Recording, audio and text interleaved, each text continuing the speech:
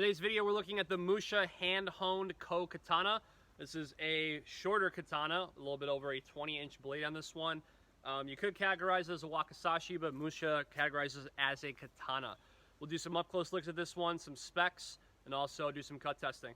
Let's get to it. Overall length, 30 and 5/8 inches. Overall length, 20 and 3/4 inch blade. I'm gonna set the scabbard down just momentarily. We're looking at a relatively short katana. You could actually categorize this as a Wakizashi based on the blade length alone, but this does offer you the ability to have this with two hands very comfortably. Some Wakizashis do that as well. Back swept blade, some of them are a little bit more straight. This one has a good arc to it, so when you are slashing with it, it's very easy to get your slashes around, or if you are playing this more in the center line, it's easy to manipulate that, and also has a precise thrust. Looking at 1 pound, 12.9 ounces for this Ko-Katana. Very easy to manipulate, like I just said. Slashing ability is really simple. You don't have to put extra stress into the way that you're cutting with this, or if you are playing things a little bit more in the center line. Depends entirely on what you want to do with it. Got a traditional wrap. We have faux ray skin underneath here. I think it's actually some sort of plastic, but it's faux ray skin underneath. We'll see we have 2 bamboo pins running through each side of the handle. Then we have our cap as well. That is also tightly wrapped. Some of the features of this one comes with a sword bag, just a very standard sword bag. We also want to take a look at the scabbard. So the scabbard is a glossy black finish. It's actually nice that the light is hitting this right now. Glossy black finish. As you can see, did a pretty good job on this one for being more of a price point item. How's the draw? The draw is fine. It's easy to get out here. You get a little bit of a tug, which you're supposed to get when you're drawing one of these. You get a little bit of a tug. Obviously, weather will impact that on expanding, contracting of the wood scabbard. So this says wood in the middle of it. You'll see it's milled out. That way the blade can fit in there nicely. Overall, a pretty good katana.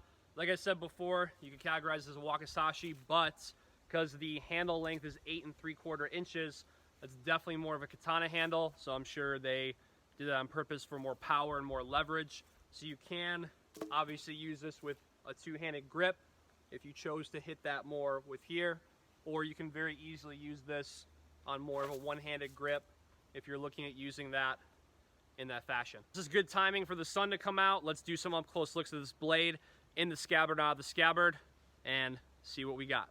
All right, taking a look at the handle, we have the faux ray skin and traditional wrap. Get some nice up close of the glossy wood scabbard. We flip this guy over. It's the same thing on the other side. We'll see we have 2 pins, which is pretty traditional, and obviously the grip is far longer than a Wakizashi. It's an 8 3/4 inch grip. Out of the scabbard, we've got a fuller running through it. Take out some excess weight.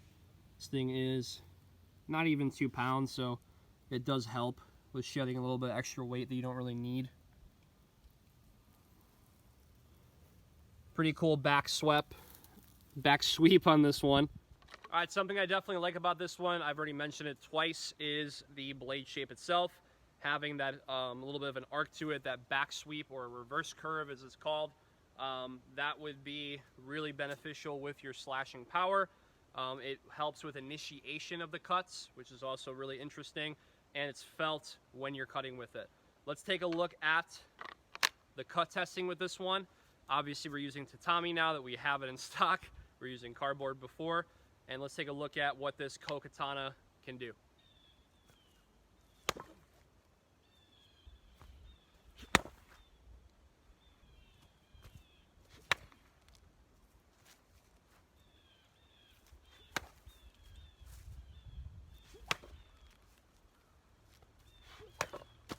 So there you have it for the Musha Ko-Katana.